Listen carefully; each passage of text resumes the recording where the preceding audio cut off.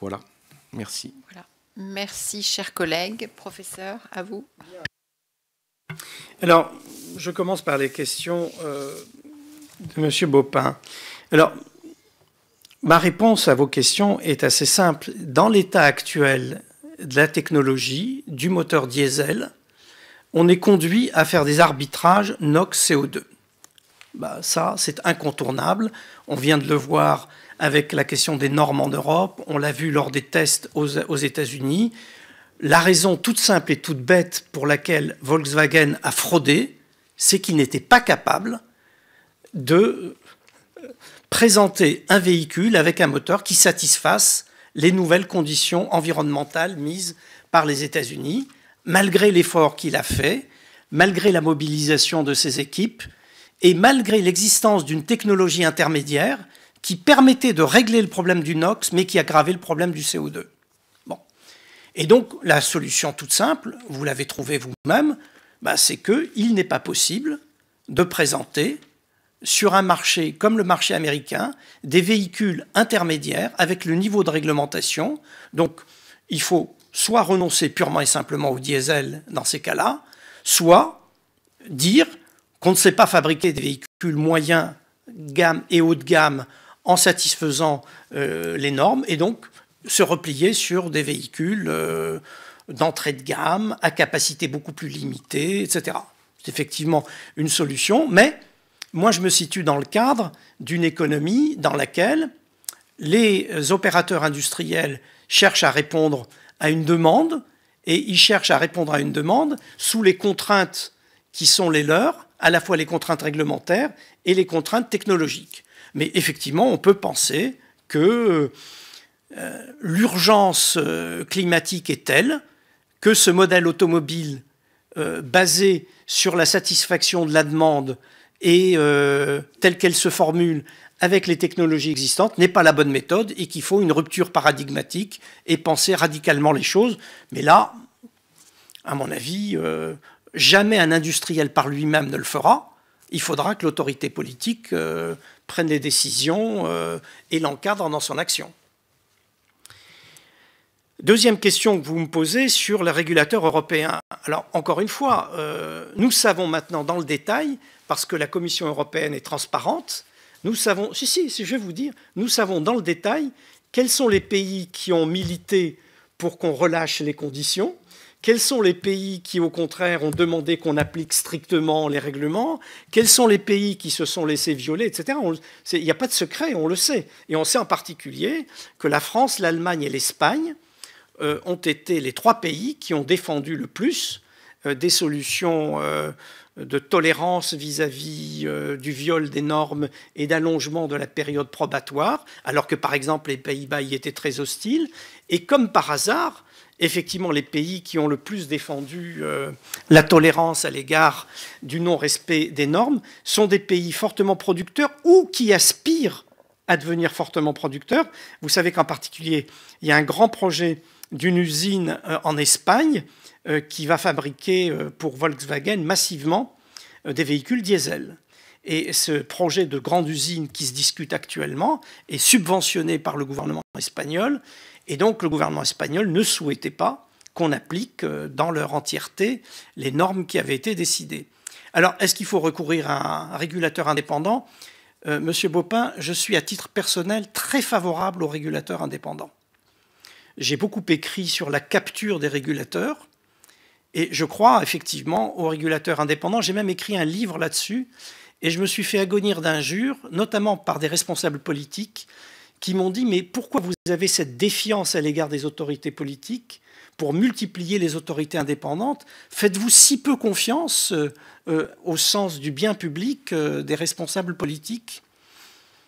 Et voilà, je plaidais il y a très longtemps pour des autorités indépendantes, même en matière de cadrage macroéconomique et budgétaire. Et depuis, ça y est, d'ailleurs, on est un peu allé dans ce sens avec des hautes autorités de finances publiques. J'avais plaidé très tôt pour des autorités indépendantes dans le domaine des télécoms, de l'électricité, etc.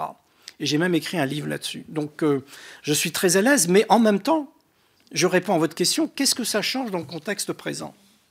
Parce que la vraie question, c'est est-ce qu'on décide maintenant, tout de suite, de bloquer le développement du diesel ou le développement même de véhicules diesel parce que les fabricants automobiles ne sont pas capables de satisfaire les normes, ou est-ce que, comme l'a décidé la Commission européenne, on relâche la vigilance sur les normes pour une durée déterminée? C'est un choix.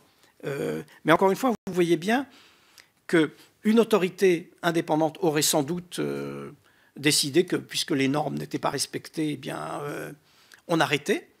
Mais ça laisse tout entier le problème automobile tel qu'on l'a évoqué lors de votre première question. Alors, troisième question sur le dialogue actionnarial entre l'État et les entreprises, PSA et Renault. Je vais vous faire une réponse très simple et très brutale. L'État n'est plus équipé pour dialoguer avec les entreprises. L'État a perdu la compétence. Vous savez comment ça se passe quand Bercy veut discuter avec Renault? Ils font appel à un banquier d'affaires. Et le banquier d'affaires leur dit ce que l'autre banquier d'affaires a dit à l'autre. L'État n'a plus de compétences, l'État n'a plus d'expertise, l'État y a renoncé depuis longtemps. Donc, ce n'est pas la peine de se fatiguer. Même Arnaud Montebourg, qui s'est beaucoup agité, eh ben, quand il avait besoin d'avoir une contre-expertise sur Florange, il faisait appel à un banquier d'affaires. Alors, bien sûr, on écoutait les différentes parties, mais il n'y a plus ce que j'ai connu quand j'étais jeune chercheur, parce que j'ai commencé mes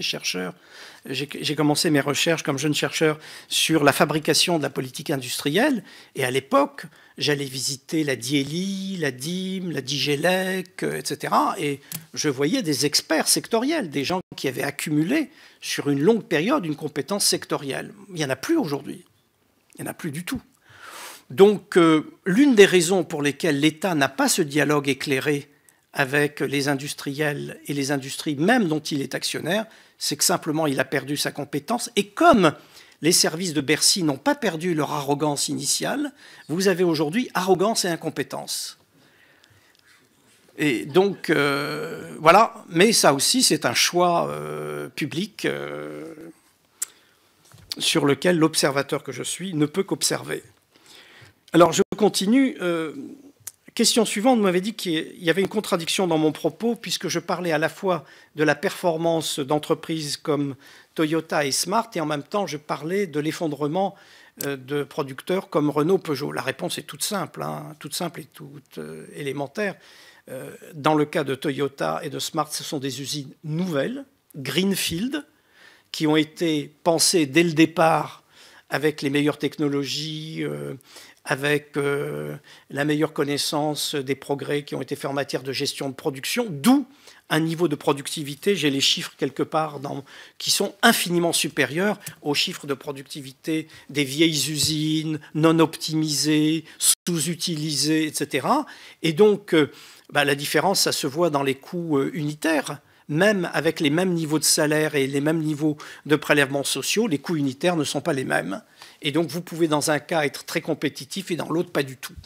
Voilà, c'est aussi simple que ça.